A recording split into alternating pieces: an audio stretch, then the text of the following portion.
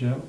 This is what remains of Jackie Donaldson's breast implant. You can see that the implant is... Since the PIP scandal broke last December, Edinburgh-based plastic surgeon Ken Stewart has removed implants from over 40 women. 10 days ago we took this implant out. You can see the shell is completely torn and the gel has lost much of its cohesive nature and by a kind of white pus-like material, which was negative in culture. Jackie Donaldson decided to get breast implants when she was 21. What she didn't realise then was that the implants were made with substandard mattress-grade silicone from the French PIP company.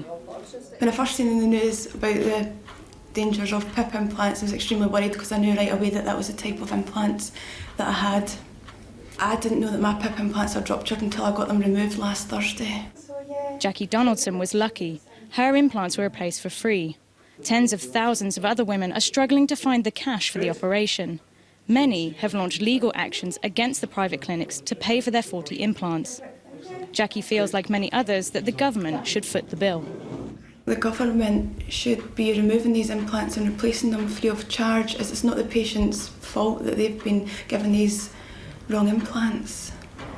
The UK is lagging behind other EU countries which are recommending removal for PIP implants.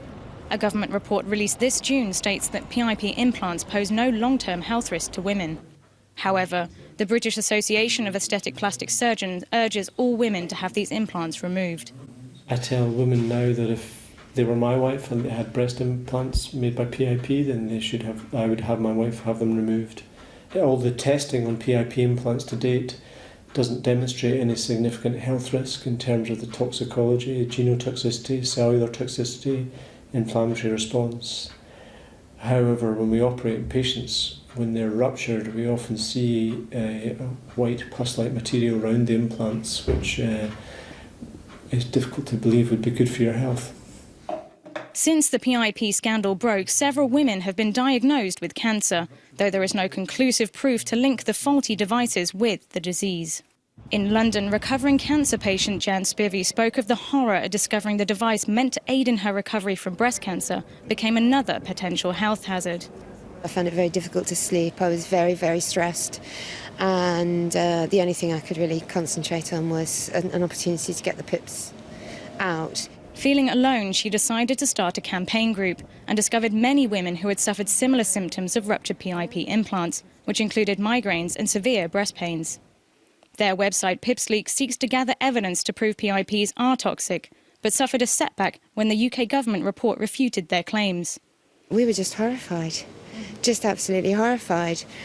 And partially because we knew that that couldn't possibly be true, that mattress filler inside our bodies could have no potential impact on our health at all. It's very clear to all of us that we've been poisoned. We've been poisoned for as long as we've had PIP implants in place. The PIP implant scandal sparked a revamp of EU rules on medical devices.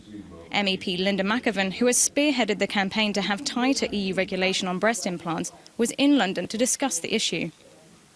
What happened with the PIP implant scandal was it showed that there are loopholes and problems with the way in which medical devices are put on the market in Europe, and it undermined consumer confidence, patient confidence in those devices.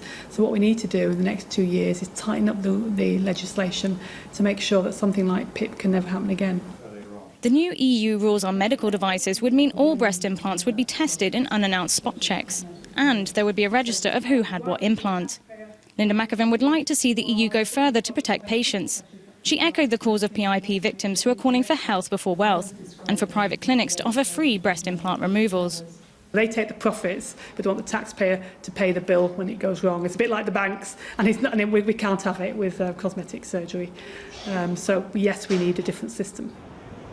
The UK government will release its next report on PIP implants in March 2013, whilst the new EU rules on medical devices could take up to 2 years to come into effect. This will be little consolation for the women Jan is fighting for to have their toxic ticking time bombs removed.